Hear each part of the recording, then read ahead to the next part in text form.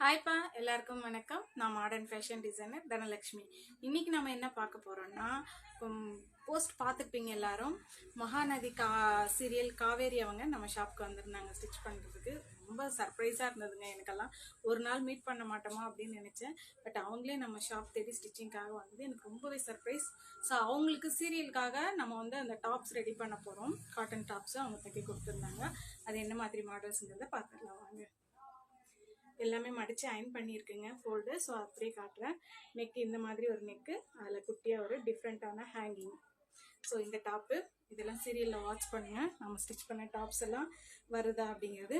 எல்லாமே puff sleeve, 3/4 sleeve, semi puff அந்த மாதிரி கொடுத்துருக்காங்க.